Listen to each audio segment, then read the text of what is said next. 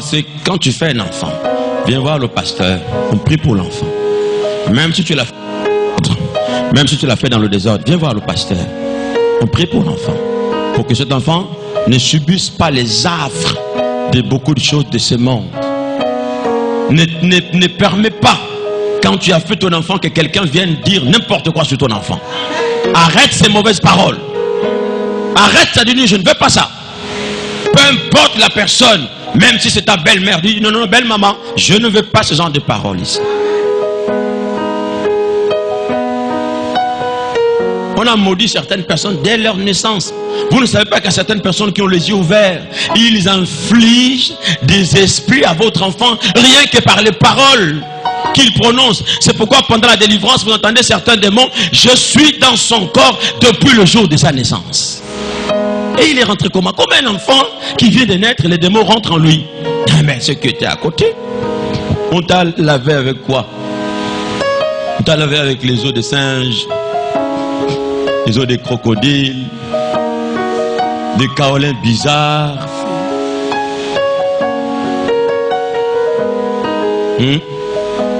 Oh, c'est pour le bonheur. Quel bonheur? La suite. Tu n'as pas été frotté avec du sel. Tu n'as pas été frotté avec du sel, Yasmine. Est-ce qu'on t'a frotté le sel? Je vais savoir aujourd'hui. Va demander à ta mère. Tu m'as frotté avec le sel? Non. Tu n'as pas frotté avec le sel, hein? Pitié. Michel, faut demander aux parents. Tu as été frotté avec le sel? Tu es sûr? Je ne sais pas. Tu n'as pas été frotté avec du sel. Pourquoi le sel? Le sel est purificateur. Les impuretés sont enlevées par le sel. En Israël, ils avaient ce qu'on appelle le sel de la sacrificature. C'est pourquoi je vous ai enseigné ici, la dernière fois, que même les offrandes, quand on déposait les offrandes, ils mettaient le sel dans les offrandes. C'est pour purifier. Pour purifier. Quand Dieu dit tu n'as pas été frotté avec le sel, tu n'as pas été purifié. Toutes les malédictions qui sont rattachées à ton père, même si tu ne l'as pas connu, à ta mère, même si tu ne l'as pas connu, ça s'est réversé sur toi. Il fallait qu'il y ait quelqu'un qui prononce des paroles de purification. C'est pourquoi les pasteurs, quand vous consacrez les enfants à l'Éternel, détruisez les malédictions qui peuvent lier cet enfant à ses origines. Tu n'as pas été frotté avec du sel de la purification. Continue. Tu n'as pas été enveloppé dans des langes. Tu n'as pas été enveloppé dans les langes. Les langes sont les couvertures, n'est-ce pas, qui servent à couvrir le bébé, la lettre. Vous savez, quand une femme prépare l'accouchement, elle a souvent des couvertures qui gardent l'enfant au chaud. Même si nous sommes dans un pays tropical, l'enfant ne doit pas attraper le froid parce que son corps est encore fragile et le froid peut tuer l'enfant ou causer une pneumonie à ton enfant. Il n'y avait pas de couverture. Quand toi tu es né, qui t'a protégé? Aucune couverture. Tu criais, waouh, waouh, ou rien. Rien. Tu cries. Peut-être l'enfant en criant, il demande, couvrez-moi, couvrez-moi. Rien. Tu n'as pas été couvert de l'ange. Bénis l'Éternel, notre Dieu, qui nous couvre par les ailes de sa gloire. Amen. La Bible déclare, celui qui demeure à l'abri du Très-Haut repose à l'ombre du Tout-Puissant. Dieu nous couvre. Nous sommes protégés grâce à lui. Amen. Il nous couvre par sa gloire, par son onction, par sa puissance. Il nous couvre par sa parole. Il nous couvre par ses saints anges. S'il n'y avait que nos origines, nous n'avons pas de couverture. Et vous savez bien, aujourd'hui, si tu n'as pas une couverture, c'est dangereux. Tous les pays sont couverts. On couvre le pays, on contrôle le ciel. Un pays doit être protégé. Il n'y a pas que le sol qu'on protège, même le ciel doit être protégé. Amen. Dieu dit, tu n'as pas été couvert par de l'ange. Oui. Nul n'a porté sur toi un regard de pitié. Nul n'a porté sur toi un regard de pitié. Quand tu es né, tes origines, personne. Il y a des gens qui voyaient, il y a des gens qui savaient que tôt ou tard ça va se manifester. Mais il n'y avait personne pour avoir pitié de toi. Personne pour avoir pitié de ton avenir, de ton futur. Ils t'ont laissé grandir comme ça. Ils t'ont laissé comme ça. Ils t'ont laissé comme ça. Mais la Bible déclare, Jésus dit, ceux qui sont fatigués et chargés, venez à moi. J'aurai compassion de vous. Amen. Jésus a compassion de toi. C'est pourquoi il va venir à ton secours. Si dans le passé, personne n'a eu compassion de toi, aujourd'hui, le Père des gloires, il a dit un jour, la Bible déclare que pendant que Jésus regardait les brebis qui étaient languissantes et abattues, il eut compassion et il les guérit tous. Amen. Jésus a dit, ces gens-là, il n'y avait personne pour les protéger. Personne n'avait compassion de toi. Personne. C'est pourquoi jusqu'aujourd'hui, tu peux être drainé de choses qui sont à ta destruction. Parce que ce jour-là, personne n'avait pitié de toi. Continue, mademoiselle. Pour te faire une seule de ces choses par compassion pour toi. Mais tu as été jeté dans les champs le jour de ta naissance. Tu as été jeté dans le champ le jour de sa naissance. Dites-moi vrai. Un enfant qu'on jette dans le champ. L'enfant qu'on jette dans le champ le jour de sa naissance. Dis avec moi, Seigneur Jésus. Seigneur Jésus. Dis-le fort, Seigneur Jésus. Seigneur Jésus. Ce matin, Je viens devant toi. Si ma naissance ma naissance a été mauvaise, si à ma naissance, des mauvaises choses ont été dites, contre ma vie, ce matin, aie pitié de moi, délivre-moi, aie pitié de ma famille, délivre-nous, aie pitié de notre maison, délivre-nous, au nom de Jésus. Amen. Amen. La Bible dit, tu as été jeté dans le champ. Jeté dans le champ. Quand on prend un bébé, on le jette dans un champ. On veut dire quoi? On veut le voir souffrir. Amen. C'est qu'il y a des gens qui ont été destinés à la souffrance depuis leur naissance. Jetés dans le champ. C'est comme il y a certaines femmes sans scrupules qui abandonnent les bébés, qui les jettent, qui jettent les enfants. On a ramassé un enfant au Cameroun, une femme a accouché, ne voulait pas garder le bébé. Et là, elle a jeté le bébé dans les latrines des toilettes. Elle jette le bébé là-dedans, le bébé vivant. Elle jette le bébé. Mais là où le bébé est allé atterrir, je ne sais pas sur quoi, dans la fosse là-bas, atterrissage comme un hélicoptère, et le bébé se met à pleurer dans les toilettes. Ah, au secours! Ah. Oh. Quelqu'un est venu pour se soulager dans les toilettes, il rentre comme ça, on dit, oh, c'est pas possible. C'est les rats ou le chat? Oh. Non, il arrête d'abord ses besoins, il dit, ça c'est pas possible ça. Et il appelle les voisins qui viennent. L'enfant dans les cacas à l'intérieur. On casse les toilettes. On sort l'enfant couvert de matière fécale. Qui a fait ça? La femme a fui. On a pris l'enfant, on l'a amené à l'hôpital. On lui a sauvé la vie. Amen. Lui, il a eu la chance. On a sauvé sa vie. Combien n'ont pas eu cette chance? J'étais dans les eaux, enterré vivant. J'étais dans les bacs de Averda. Si au moins Averda pouvait faire le contrôle, voir s'il y a des bébés là-dedans. Mais laisse-moi te dire, mais toi aussi, tu pouvais être dans le bac d'Averda. Amen. À ton époque, c'était pas Averda, c'était autre chose. Mais Dieu t'a préservé. Amen. Dieu a voulu que tu naisses dans un endroit où on puisse t'accueillir. Et tu es là. Bénis l'Éternel qui t'a préservé au nom de Jésus. Amen, amen, amen. Amen, amen, amen. Amen. Tu as été jeté dans le champ. Et continue. Le jour de ta naissance, parce qu'on avait horreur de toi. Parce qu'on avait horreur de toi. Comment un enfant vient de naître? La plupart du temps, quand un enfant vient de naître, on lui attribue des jolis noms. Ange de l'Éternel. Tout le monde est content. Amen. Amen. L'enfant doit apporter la joie dans la famille, dans la maison. Mais la Bible Parce que, hein, on a dit quoi? On avait horreur de toi. Parce qu'on avait horreur de toi. Oh, tu étais comment? Comment on a horreur d'un enfant? En réalité, cela veut dire, quand on a horreur de quelqu'un, c'est qu'il dégage une atmosphère de peur, de terreur. C'est-à-dire que chez toi, on a injecté ce qui fait peur, ce qui est horrible. C'est pourquoi parfois, les gens souvent ils te fuient. Les gens ils te fuient. Tu commences une relation avec quelqu'un, les premiers mois c'est bon.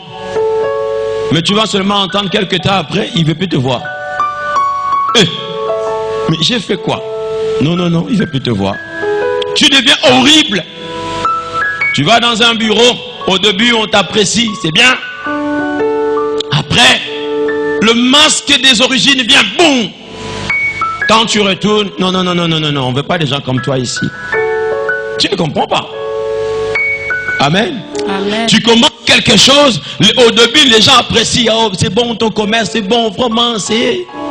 Après, ils ne viennent plus, ils ne prennent plus. Ce que tu as donné en bon pour récupérer l'argent. C'est des problèmes. Mais l'autre, ton voisin dit, oh, moi j'ai tout vendu. Mais comment moi je n'ai pas tout vendu? Amen. Amen. Vous êtes là? Amen. Tu es là? Amen. Amen, amen, amen. Amen. On donne le marché aux autres. Mais toi, tu as plus d'expérience. On ne te donne pas le marché. Amen. Tu en souffres. La Bible dit, tu attirais l'horreur. Tout le monde avait horreur de toi. Il faut que le masque d'horreur tombe. Amen. Il faut que la peau d'horreur tombe. Amen. Il faut que l'odeur d'horreur tombe. Amen. Car la Bible dit, Dieu même donne à qui il veut, comme il veut. Mais vous savez qu'il y a certaines choses qui nous sont attribuées par certaines personnes comme elles veulent. Il faut seulement que ton cœur le touche. Et il y a d'ailleurs certaines personnes qui seront ta bénédiction, que tu rencontreras un jour. Tu ne le connais pas pour l'instant. C'est lui qui sera ton bonheur demain. Tu ne le connais pas aujourd'hui. Mais il arrivera sur ton chemin et tu le rencontreras. Un homme comme une femme. Mais qu'est-ce qui va le pousser sur toi ou vers toi? C'est la grâce qui va l'amener. Il faut que celui que le Seigneur envoie vers toi, quand il arrive, qu'il dise, oh, voici la personne que je recherchais depuis longtemps. Amen. Bon, maintenant, si la personne en arrivant chez toi, oh non, il fait demi-tour.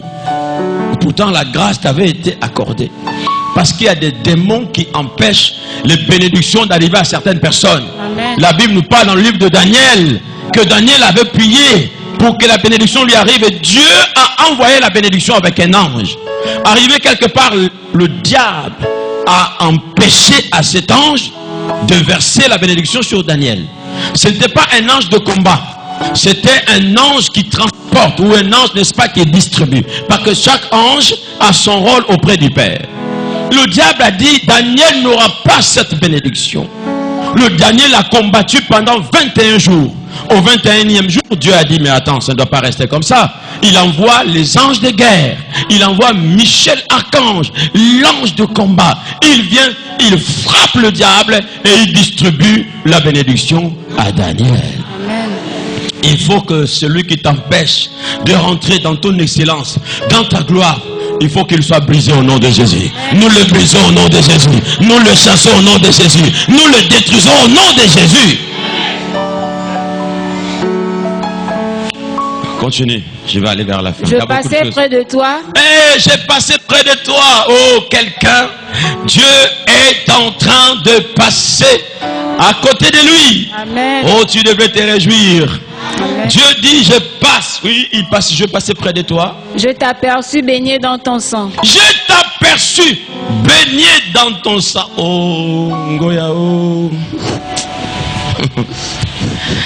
Tu étais baigné dans ton sang, tu criais personne pour venir à ton secours. Écoutez mes amis, il arrive des moments dans la vie, quand toi les gens crient au secours, tu leur apportes le nécessaire. Mais quand toi tu cries, personne ne vient.